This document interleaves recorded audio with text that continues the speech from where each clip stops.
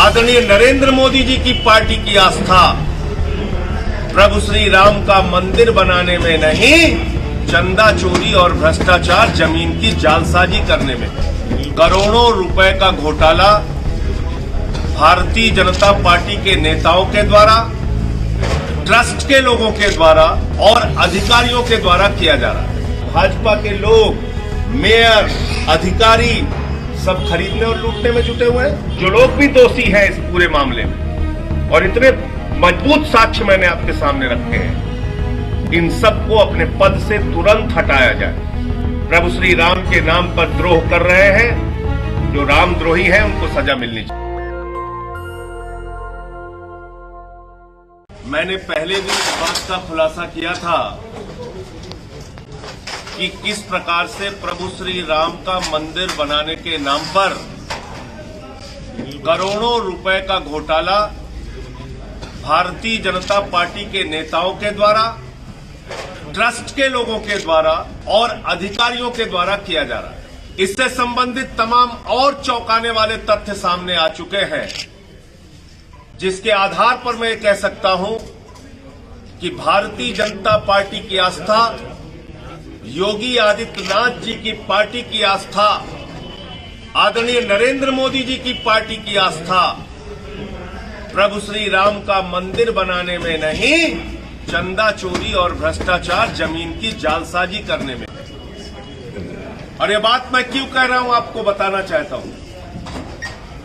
कल जो तथ्य सामने आया है उसमें भारतीय जनता पार्टी के दो विधायक, इंद्र प्रताप तिवारी और खब्बू तिवारी जिनका नाम है, उनके द्वारा अयोध्या परिक्षेत्र में प्रभु श्री राम के जन्मभूमि के परिक्षेत्र में जमीनें खरीदी गई, करोड़ों रुपए की जमीनें। वेद प्रकाश गुप्ता जो अयोध्या के विधायक हैं, उनके द्वारा 5 किलोमीटर के क्षेत्र में अयोध्या राम जन्मभूमि परिक्षेत्र में, वहां पर करोड़ों रुपए की जमीन उनके रिश्तेदारों के द्वारा खरीदी गई। जो अयोध्या के मेयर हैं भारतीय जनता पार्टी के, ऋषिकेश उपाध्याय, उनके द्वारा जमीनें खरीदी गई और उनका नाम पहले भी जमीन घोटाले में सामने आया था। इसके अलावा अयोध्या के कमिश्नर एमपी अग्रवाल के ससुर, उनके साले, उन्होंने जमीन खरीदा। अयोध्या के डीएम अनुज कुमार झा जो रहे, उनके पिता ने वहां पर जमीन खरीदा। अयोध्या के एडीएम पुरुषोत्तम दास गुप्ता, उन्होंने, उनके रिश्तेदारों ने जमीन खरीदा। अयोध्या के एसडीएम, उन्होंने जमीन, उनके घर वालों ने जमीन खरीदा। अयोध्या के उत्तर प्रदेश के ओबीसी स्टेट के जो मेंबर होते हैं ओबीसी कमेटी के, उसके, उन्होंने जमीन वहां अयोध्या में खरीदा। तो बचा कौन है? विधायकों ने जमीन खरीदा, मेयर ने जमीन खरीदा, डीएम ने जमीन खरीदा, कमिश्नर ने जमीन खरीदा, एसडीएम ने जमीन खरीदा, एडीएम ने जमीन खरीदा। और ये जमीन किसकी खरीदी गई? अनुसूचित जाति के व्यक्तियों की जमीन खरीदी गई। आप जानते हैं उत्तर प्रदेश में नियम है, अनुसूचित जाति के व्यक्ति की जमीन अनुसूचित जाति का व्यक्ति ही खरीद सकता है, यानी दलित की जमीन दलित ही खरीद सकता, कोई और नहीं खरीद सकता। और ये उसका पूरा खेल, ये वो कागजात। ये प्रयागराज का रहने वाला रोंघई, ये रोंघई जो स्वयं दलित है, अनुसूचित जाति से है, ये अयोध्या आते हैं, ये कुछ दलितों की जमीन खरीदते हैं, और जब जमीन 21 बीघा हो जाती है तो ये अचानक इतने अमीर हो जाते हैं कि ये प्रेमचंद श्रीवास्तव नाम के व्यक्ति के ट्रस्ट को, जिस ट्रस्ट का नाम है महर्षि रामायण विद्यापीठ ट्रस्ट, उस ट्रस्ट को 21 बीघा जमीन 10 रुपए के स्टाम्प पेपर, ये स्टाम्प पेपर है आपके सामने, 10 रुपए के स्टाम्प पेपर पे, अपंजीकृत स्टाम्प पेपर पे, गैर रजिस्टर्ड स्टाम्प पेपर पे, 10 रुपए के स्टाम्प पेपर पे 21 बीघा जमीन ये रोंघई दान कर देते हैं ट्रस्ट को। अब जो महर्षि रामायण विद्यापीठ ट्रस्ट है, वो प्लाटिंग का धंधा शुरू कर देता है। गया था, दलितों की जमीन लिया इसलिए कि यहां पर स्कूल खोलेंगे, कॉलेज खोलेंगे, तुम्हारा विकास करेंगे, तरक्की करेंगे। लेकिन जब माननीय सर्वोच्च न्यायालय का फैसला आया प्रभु श्री राम जन्मभूमि के पक्ष में, उसके बाद ये ट्रस्ट जमीनें बेचना शुरू करता है। किसको? कमिश्नर के रिश्तेदारों को, बड़े बड़े नेताओं को, अधिकारियों को जमीनें बेचता है। जब इसकी शिकायत होती है, उसमें जमीन बेचने वाले एक महादेव नाम के व्यक्ति ने जब शिकायत की, तो शिकायत पे जांच शुरू होती है। उसने कहा भाई हमारी जमीन गलत ढंग से खरीदी गई और गलत ढंग से बेची जा रही है, दूसरों को बेचने का अधिकार नहीं है। अब इसके बाद दूसरा खेल देखिए आप, ये है स्वयं में आयुक्त महोदय एमपी अग्रवाल जी, जिनको इस घटना की पूरी जानकारी है। एमपी अग्रवाल की चिट्ठी निकालिए। एमपी अग्रवाल, हाँ, यह है आयुक्त एमपी अग्रवाल जी, जो खुद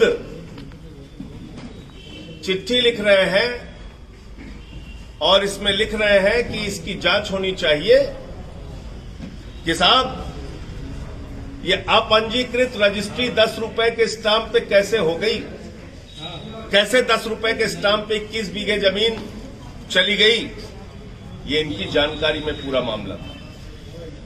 और दूसरा, ये अनुज कुमार झा है डीएम साहब। अब डीएम साहब इसमें आदेश भी पारित करते हैं। ये आदेश पढ़िए, इनके आदेश को मैं पढ़ रहा हूं। 1 फरवरी 2020 का आदेश है जिलाधिकारी अनुज कुमार झा का। ये आदेश में क्या लिख रहा है? परीक्षणोपरांत, यानी कि परीक्षण करने के बाद पाया गया कि प्रश्नगत प्रकरण में तत्कालीन नायब तहसीलदार सदर द्वारा अनुसूचित जाति के व्यक्ति की संपत्ति को श्री महर्षि रामायण विद्यापीठ ट्रस्ट जरिए प्रबंधक श्री प्रेमचंद श्रीवास्तव पुत्र श्री नंद किशोर श्रीवास्तव निवासी महर्षि नगर गाजियाबाद द्वारा लिखाए गए अपंजीकृत दान पत्र के आधार पर आदेश वाद्य संख्या इतना इतना इतना बिना सक्षम अधिकारी के अनुमति के पारित किया गया है, जो कि वैध नहीं है। ये कौन कह रहा है? ये मैं नहीं कह रहा हूं, ये जिलाधिकारी कह रहे हैं। यानी जिलाधिकारी के भी संज्ञान में, कमिश्नर के भी संज्ञान में, और उसके बावजूद दलितों की जमीन विधायक, नेता, भाजपा के लोग, मेयर, अधिकारी सब खरीदने और लूटने में जुटे हुए हैं। और आज जब डीएम के पिता का नाम आया कि डीएम के पिता ने जमीन खरीदी वहां पे, तो डीएम साहब का एक बहुत ही धार्मिक बयान आया। उन्होंने कहा अयोध्या एक धार्मिक नगरी है और अगर हमारे पिता ने वहां पर जमीन ली तो किसी को क्या समस्या है। मैंने कहा अयोध्या एक धार्मिक नगरी है, इसका पता डीएम साहब को तब चला जब सुप्रीम कोर्ट का फैसला आ गया। उसके बाद अयोध्या एक धार्मिक नगरी है और उनके पिता को वहां जमीन खरीदनी चाहिए, वो है बिहार के रहने वाले। ये उनको पता तब चला जब वो जिलाधिकारी बन गए अयोध्या के। इसके पहले अयोध्या धार्मिक नगरी नहीं थी, इसके पहले उनके पिता को वहां जमीन खरीदने की सुधि नहीं आई। लेकिन जब वहां जिलाधिकारी बन गए, जब वहां के खेल में वो शामिल हो गए, जालसाजी के खेल में जब वो शामिल हो गए, तब उनको लगा कि नहीं ये धार्मिक नगरी है और यहां पे हमारे पिता को तो जमीन लेनी चाहिए। ये सब अपने भ्रष्टाचार पर पर्दा डालने की, अपनी जालसाजियों पर पर्दा डालने की जो अधिकारियों की कोशिश है, मैं ये मानता हूं कि आदित्यनाथ जी के सरकार के अधिकारी इसमें निष्पक्ष जांच नहीं कर सकते। माननीय सर्वोच्च न्यायालय के आदेश पर पार्लियामेंट ने ट्रस्ट बनाया है और मैं प्रधानमंत्री जी से मांग करना चाहता हूं कि अगर वो ट्रस्ट भ्रष्टाचार में लिप्त है, अगर वो ट्रस्ट करोड़ों की जमीन की जालसाजी कर रहा है, अगर भारतीय जनता पार्टी के विधायक जालसाजी कर रहे हैं और जमीन का घोटाला कर रहे हैं, अगर आपके कमिश्नर, डीएम, एडीएम, एसडीएम, तमाम अधिकारी वो अगर भ्रष्टाचार कर रहे हैं, जमीन का घोटाला कर रहे हैं, तो इसमें निष्पक्ष जांच तभी संभव है जब सुप्रीम कोर्ट मॉनिटर्ड एसआईटी से इसकी जांच कराई जाए। तो मेरी मांग है कि सर्वोच्च न्यायालय द्वारा गठित एसआईटी से इस पूरे प्रकरण की जांच कराई जाए। अगर ये गहनता से जांच होगी तो सैकड़ों करोड़ के भ्रष्टाचार और जमीन की जालसाजी का सच देश के सामने आ पाएगा। राम राम जपना, पराया माल अपना, ये जो धंधा भाजपाइयों ने चला रखा है, इनका काला चेहरा देश के सामने आ पाएगा। इसलिए सुप्रीम कोर्ट के द्वारा गठित एसआईटी से इसकी जांच होनी चाहिए।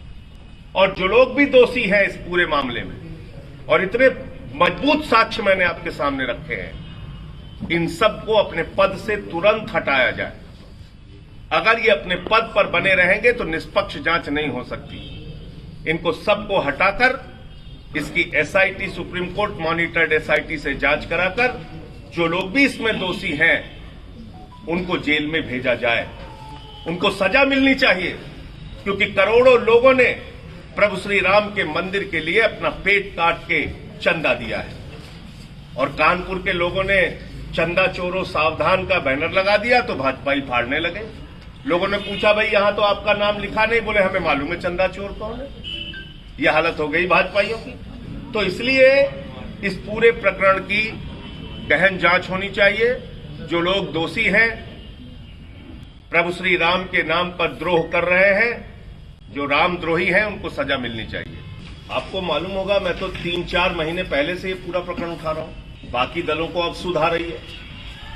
मैंने तो चंदा चोरी का प्रकरण मैंने तो बताया था किस प्रकार से सुल्तान अंसारी और रवि मोहन तिवारी, जो भतीजा है मेयर का बीजेपी के, वो 2 करोड़ की जमीन खरीदता है कुसुम पाठक और हरीश पाठक से, और 5 मिनट के अंदर वही जमीन 18.5 करोड़ रुपए में ट्रस्ट को बेच देता है।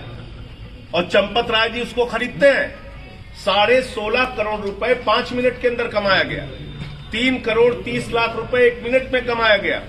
जब कोरोना की महामारी में लोगों के घरों में जान जा रही थी, भाजपाई माल कमाने में जुटे हुए थे प्रभु श्री राम के मंदिर के नाम पे। ये तो पूरा सच मैं पहले ही सामने कर चुका हूं। उसमें तो अब तक गिरफ्तारी होनी चाहिए थी। हल्ला मचा रहे थे, संजय सिंह पे डिफेमेशन करेंगे, मुकदमा करेंगे, सूली पे चढ़ा देंगे, फांसी पे। 21 मुकदमा किया, इसमें नहीं कर रहे हैं।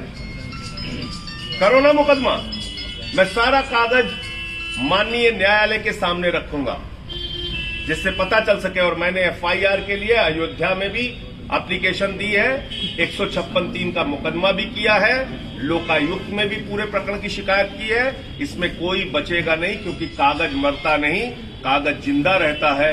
आज ये सरकार है, कल को ये सरकार जब बदलेगी, जाएगी, तो निश्चित रूप से इन सारे मामलों में कार्रवाई होगी। नेशनल दस्तक की आपसे गुजारिश है कि अगर इसको बचाना चाहते हैं तो नेशनल दस्तक को सब्सक्राइब करने के लिए रेड कलर के सब्सक्राइब बटन को दबाएं, फिर बेल आइकन की घंटी दबाएं।